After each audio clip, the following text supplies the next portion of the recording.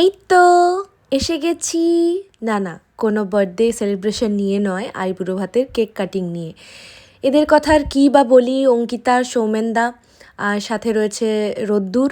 এদের আমাদের ফ্ল্যাটের ঠিক উল্টো দিকেই ওরা থাকে, আর সেই সাথে অঙ্কিতার মা বাবা সবাই, মানে একটাই ফ্যামিলি এরকম ফিল হয়। আসার থেকে এত কিছু করেছে আমাদের জন্য, মানে আমরা ওদের জন্য করি, ওরা আমাদের জন্য করে, যেন একটা একই ফ্যামিলি হয়ে গেছি এরকম লাগে।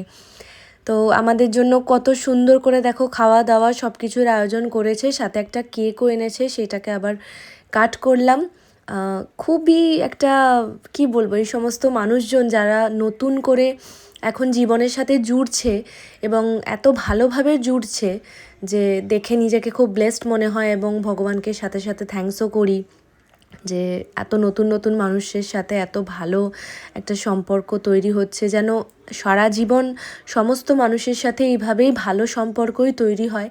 কারণ জীবনে অলরেডি অনেক কিছু খারাপ দেখে ফেলেছি, তো আর সত্যিই দেখতে চাই না, এখন শুধু একটু ভালো দেখতে চাই। এবং ওনার আশীর্বাদে সত্যিই এখনও পর্যন্ত আমাদের নতুন বাড়ি নেওয়ার থেকে এখনও পর্যন্ত ভালো হচ্ছে, কারো নজর না লাগে সেই প্রার্থনা প্রভুর কাছে সারাক্ষণ ধরে করি।